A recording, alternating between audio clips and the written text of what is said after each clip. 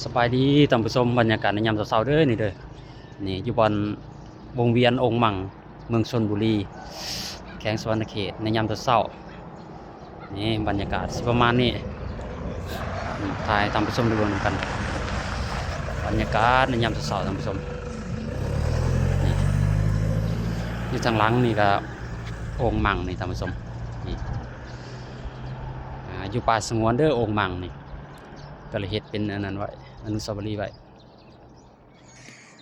บรรยากาศดีๆท่านผู้ชมดีแบบเย็นๆได้เยือกอะไรเย็นเย็นเยือกโอ้ยคักหลายท่านผู้ชมบรรยากาศมองคักบรรยากาศสายทางของเมืองชนบุรีท่านผู้ชมเอ้ยเฮือนประชาชนนี่บรรยากาศก็ดีต้นไม้ใบหญ้าเด้อเขาปลูกนี่ในเฮือนในศาลเขานี่สวยสดงดงามท่านผู้ชมเลี้ยวไปทางใดก็มาเบิ่งมาชมนำกันเด้อถ้าว่ามีโอกาสก็มาเที่ยวมาชมได้บรรยากาศของเมืองชนบุรีท่านผู้ชมบรรยากาศในยามเช้าตลาดก็แถวนี้ละตลาดเขาก็มาเที่ยวมาชมได้ตลาดกับบรรยากาศดีๆเฮือนประชาชนก็การค้าการขายแบบของธรรม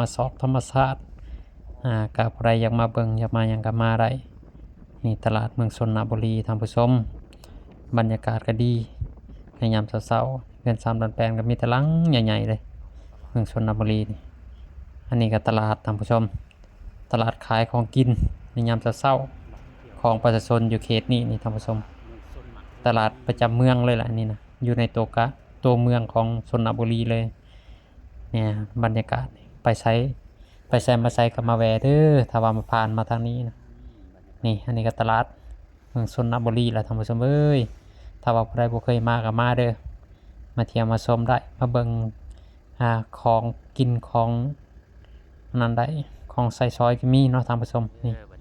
อันนี้คือบรรยากาศมอมของตลาดในยามเช้าๆอันนี้คืออยู่ทางเขาท่านผู้ชมเข้าไปทางในผมจะมีเครื่องลายนี่อยู่ทางในนี่เครื่องลายนี่บริเวณนี้มาเที่ยวมาชมได้มาเบิ่งได้ตัวใดเราอยากเบิ่งอยากซื้อก็มาเบิ่งได้ท่านผู้ชมบรรยากาศก็อันนี้แหละนี่ของกินของอยู่ก็อยู่นี่หมดท่านผู้ชมของเมืองชนบุรีนี่เราก็จะมาเลี้ยวรถอยู่บริเวณนี้เนาะมันเป็นเดินกว้างท่านผู้ชมมาเลี้ยวมายังมีของกินของอยู่กับใครอยากซื้อก็ได้นี่อันนี้คือบ่อนขายของกินโซนขายของกินในยามเช้าๆท่านผู้ชมมาซื้อมายังได้เด้อนี่เลยนี่แม่ค้าก็ยังล้อขายเครื่องขายยังหลายๆอย่างของกินของอยู่เนาะมาเที่ยวมาชมได้มาเบิ่งได้นี่คือกันนี่รถขายของกินท่านผู้ชมเอ้ยมาเบิ่งมาซื้อได้เด้อเมืองชนบุรีบรรยากาศในยามเช้าๆท่านผู้ชมหอม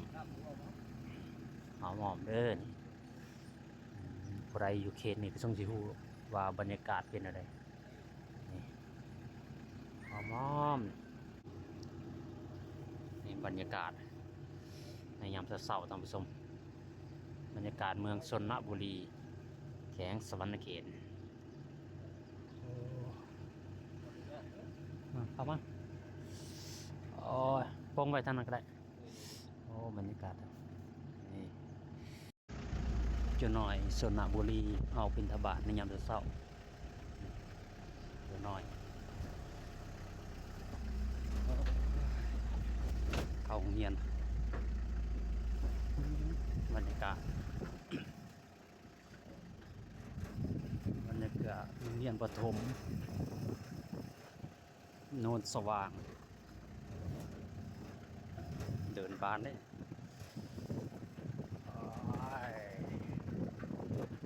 บานโรงเรียน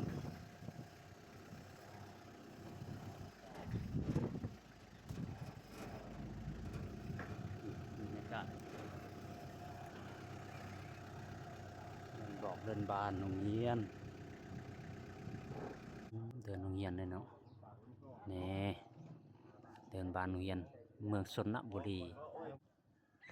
บรรยากาศลมก็เย็นท่านผู้ชมเนี่ยบรรยากาศหอมโรงเรียนประถมเมืองชนบุรีต้นไม้ก็มีหลายเลยเป็นห่มเลยนี่ห่มต้นหมอกต้นไม้นี่ บรรยากาศขัวเก่าแก่ของเมืองชนนาบุรีท่านผู้ชมอันนี้ขัวตั้งแต่สมัยพลังบ่ได้นี่ขัวเมืองชนนาบุรีนี่ท่านผู้ชมถ้าว่าผู้ใดไปมาทางนี้นะโอ้ยได้ผ่านเส้นทางนี้ตลอดท่านผู้ชมแต่ก็ยังหนาแน่นอยู่ได้ท่านผู้ชมห้องครัวเนี่ยเป็นครัวเล็กเด้ท่านผู้ชมถ้าว่าแปลงอีกน้อยนึงนี่ใส่ไม้เสริมเข้าไปนี่โอ้ยยังแน่นตึงละรถใหญ่ก็ไต่ได้รถน้อยก็ไต่ดีเด้นี่เส้นทางนี่โอ้นี่ท่านผู้ชมเส้นทางนี่ก็เก่าแก่และหลายปีแล้วนี่แต่ก่อนก็เคยมาเส้นทางนี้สบายดีท่านผู้ชมอันนี้คือบรรยากาศในยามเช้าๆนี่อยู่ที่วัดป่าบ้านพลงามเมืองชนบุรีแขวงสวรรณเขตอันนี้ก็ศาลาหอแจกนี่ศาลาหอแจกหลังเก่านี่ท่านผู้ชมเป็นศาลาไม้สวยสดงดงามท่านผู้ชมนี่บรรยากาศน้อมมาทางนี้ก็เป็นพระธาตุนี่พระธาตุวัดป่าบ้านพลงามนี่ความสวยสดงดงามกำลังสร้างอยู่ในบรรยากาศก็สิประมาณนี้ท่านผู้ชมนี่ถ่ายทางผู้ชมในเบื้องนำกันบรรยากาศน้อมของวัดป่าบ้านพลงามนี่สวยสดงดงามท่านผู้ชมเรียบเป็นอะไรกันงามอันนี้ก็กุฏิพ่อแม่ครูบาอาจารย์นี่บรรยากาศน้อมนี่ถ่ายบรรยากาศเดินวัดน้อมไปทางผู้ชมในเบื้องนำกันบรรยากาศที่เราแนมเห็นในขณะนี้บรรยากาศได้ต้นไม้ก็ใหญ่หลายเป็นวัดเก่าแก่วัดหนึ่งนี่อยู่เขตเมืองชนบุรีแขวงสวรรณเขตนี่บรรยากาศมอม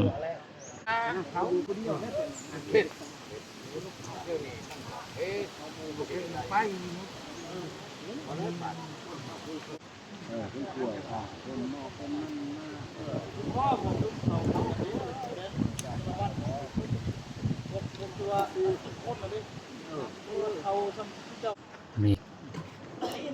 อันนี้คือบรรยากาศสร้างพระธาตุวัดป่าบ้านพลงามใน15 เดือน 1 ปี 2015อันนี้คือกำลังสร้างพัฒนาพระธาตุวัดป่าบ้านพลงามนี่อันนี้ก็คือกรรมกรสร้างธาตุนี่บรรยากาศกำลังสวยสดงดงามท่านผู้ชมกำลังใกล้จะแล้วเลยนี่บรรยากาศอันนี้คือเป็นพระธาตุเนาะที่สวยสดงดงามอันนึงนี่อันนี้ก็โอ้ป่าธรรมศาสตร์หลังหอแจกเก่านี่ลมลื่นท่านผู้ชมมีแต่ต้นไม้ต้นหยังบรรยากาศก็สิประมาณนี้ท่านผู้ชมอันนี้ก็หอแจกนี่หอแจกวัดบ้านพลวัดป่าบ้านพลงามเมืองชนบุรีแขวงสวรรณเขตบรรยากาศน้อมนี่อันนี้ก็คือหอเนาะสวยงามที่เราเห็นนี่ก็คือเป็นดินพระธาตุเก่าท่านผู้ชมของบ้านพลงามนี่พระธาตุเก่าของบ้านพลงามนี่อันนี้ก็แม่นหมดแล้วนี่ทรัพย์สมบัติที่เขาจะไปสร้างพระธาตุพนมแต่ธาตุพนมสร้างแล้วก่อนก็เลยพังไว้อยู่สถานที่นี้เป็นสถานที่ศักดิ์สิทธิ์อันหนึ่งนี่ท่านผู้ชมที่ท่านผู้ชมเห็นในขณะนี้นี่ลมลื่นท่านผู้ชมดินพระธาตุเก่าได้ที่แนมเห็นอยู่ในขณะนี้อันนี้คือบรรยากาศน้อมท่านผู้ชมนี่ของพระธาตุเก่าแล้ววัดเก่าแก่เป็นวัดเก่าแก่อันหนึ่งแห่งหนึ่งก็ว่าได้ในเมืองชนบุรีสบายดีท่านผู้ชมอันนี้คือเป็นสถานที่ศักดิ์สิทธิ์สถานที่หนึ่งอยู่ที่วัดป่าบ้านพลงามในเมืองชนบุรีอันนี้คือเป็นสถานที่พังทรัพย์สมบัติที่จะไปบรรจุอยู่ธาตุพนมแต่ว่าธาตุพนมสร้างแล้วก่อนก็เลยพังเอาไว้อยู่สถานที่นี่อันนี้คือเป็นก้อนหินนี่ท่านผู้ชมเป็นก้อนหินศิลาแรงเด้อนี่ที่เห็นอยู่ในขณะนี้แม่นเมิดนี่ท่านผู้ชมนี่บรรยากาศมอมนี่ที่ให้ท่านผู้ชมได้เบิ่งในการนำกันคณะนี้ แล้วก็มีต้นโพขึ้นมาแล้วนี่ท่านผู้ชมกวมไว้มันเป็นพระธาตุเก่าท่านผู้ชมทรัพย์สมบัติอยู่นี่เขาถึกพังไว้อยู่นี่นี่ปัดใหญ่เด้อท่านผู้ชมบรรยากาศนี่ก็โลนี่มันเป็นหินศิลาแรงแบบสมัยโบราณสมัยขอมหมดเลยนี่ก้อนหินบรรยากาศหมอกถ่ายตามผู้ชมได้เบิ่งนำกัน หาชมได้ยากตามชมนี่แม่นเบิดเลยนี่สิเลาะให้เบิ่งบรรยากาศหมอกนี่ท่านผู้ชมแม่นเบิดนี่บรรยากาศหมอกนี่แม่นเบิด นี่เป็นสถานที่บรรจุนี่นี่สิประมาณนี้ท่านผู้ชมเบิ่งนำกันนี่เป็นของเก่าแก่เป็นโบราณสถานของลาวเฮานี่ทรัพย์สมบัติว่าสิเอาไปใส่พระธาตุพนมแต่ธาตุพนมสร้างแล้วก่อนเลยพังไว้อยู่สถานที่นี้ท่านผู้ชมสามารถมากราบสักการะบูชาได้เป็นพระธาตุเป็นเจดีย์ที่บรรจุ